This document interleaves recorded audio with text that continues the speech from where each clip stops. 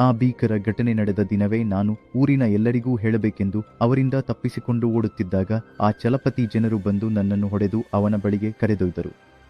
ಅವರು ಈ ವಿಷಯವನ್ನು ಯಾರಿಗಾದರೂ ಹೇಳಿದರೆ ಕೊಲ್ಲುತ್ತೇನೆ ಎಂದು ಬೆದರಿಸಿದರು. ಅದಕ್ಕಾಗಿ ಭಯಪಟ್ಟು ಕಾಡಿಗೆ ಓಡಿ ಹೋದೆ. ನನಗೆ ತಿಳಿಯದೆ ಕಾಡಿನಲ್ಲಿ ನಡೆಯುತ್ತಾ ಆ ಚಲಪತಿ ಊರಾದ ದೇವಗಿರಿಗೆ ತಲುಪಿದೆ. ಇಷ್ಟು ದಿನ ಯಾರಿಗೂ ತಿಳಿಯದೆ ಅದೇ ಊರಿನಲ್ಲಿ ತಲೆಮರೆಸಿಕೊಂಡಿದ್ದೆ. ಆದರೆ ಕೆಲವು ದಿನಗಳಿಂದ ಅವನು ಆ ದುರ್ಮಾರ್ಗ ಚಲಪತಿ ರಾಮಯ್ಯನವರಿಂದ ಕದ್ದ ತಾಳಪತ್ರ ಗ್ರಂಥಗಳನ್ನು ಬಳಸಿಕೊಂಡು ಜನರಿಗೆ ವೈದ್ಯಕೀಯ ಸೇವೆ ನೀಡುತ್ತಾ ಜನರ ಬಳಿ ಇರುವ ಹಣವನ್ನು ದೋಚುತ್ತಿದ್ದಾನೆ. ಆ ಚಲಪತಿ ಇಚ್ಛಾಪೂರ್ವಕವಾಗಿ ತನ್ನ ಕೆಲಸಗಾರರೊಂದಿಗೆ ಆ ಊರಿನಲ್ಲಿ ಇದ್ದು ಜನರ ಮೇಲೆ ವಿಷ ಪ್ರಯೋಗಗಳನ್ನು ಮಾಡುತ್ತಿದ್ದಾನೆ. ಆ ವಿಷ ಪ್ರಯೋಗದಿಂದ ಅನಾರೋಗ್ಯಕ್ಕೆ ಒಳಗಾದ ರೋಗಿಗಳು ಯಾರಾದರೂ ಚಿಕಿತ್ಸೆಗಾಗಿ ಅವನ ಬಳಿಗೆ ಹೋದರೆ ಅವನು ಕೇಳಿದಷ್ಟು ಹಣವನ್ನು ಅವನಿಗೆ ಕೊಟ್ಟರೆ ಮಾತ್ರ ವೈದ್ಯ ಸೇವೆ ನೀಡುವುದಿಲ್ಲ ಎಂದು ಹೇಳಿ ಬಲವಂತವಾಗಿ ಅವರಿಂದ ಹೆಚ್ಚಿನ ಪ್ರಮಾಣದ ಹಣವನ್ನು ವಸೂಲು ಮಾಡುತ್ತಿದ್ದಾನೆ. ಯಾರಾದರೂ ವೈದ್ಯಕೀಯ ಸೇವೆಗೆ ತಕ್ಕಷ್ಟು ಸಾಮರ್ಥ್ಯವಿಲ್ಲದವರು ಅವನ ಬಳಿಗೆ ಹೋದರೆ ಅವರ ಪ್ರಾಣಗಳು ಹೋಗುತ್ತಿದ್ದರೂ ಗಮನಿಸುತ್ತಿಲ್ಲ. ಆ ಕಠಿಣಾತ್ಮನ ವಿಷಯ ಇಂತಿದ್ದರೆ ನಾಳೆ ಅವನ ಕಣ್ಣು ನಮ್ಮ ಊರಿನ ಮೇಲೂ ಬೀಳುತ್ತಿದೆ.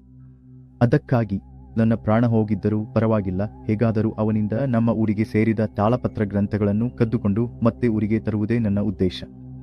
ನಮ್ಮ ರಾಮಯ್ಯನವರು ಬರೆಸಿದಂತೆ ಜನರಿಗೆ ಉಚಿತವಾಗಿ ವೈದ್ಯ ಸೇವೆ ಒದಗಿಸಬೇಕು. ಅದಕ್ಕಾಗಿ ಸಹಾಯ ಕೇಳಲು ನಾನು ಮತ್ತೆ ಹುಡುಕಿಕೊಂಡು ಬಂದಿದ್ದೇನೆ.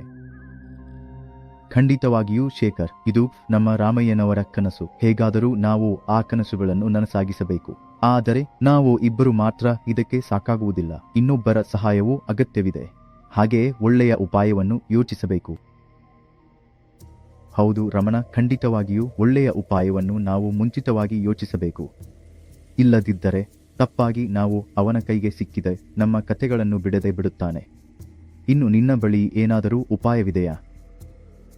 ಮೊದಲು ನಮ್ಮ ಸ್ನೇಹಿತ ಪ್ರಸಾದ್ ಅವರನ್ನು ಭೇಟಿಯಾಗಲು ಹೋಗೋಣ.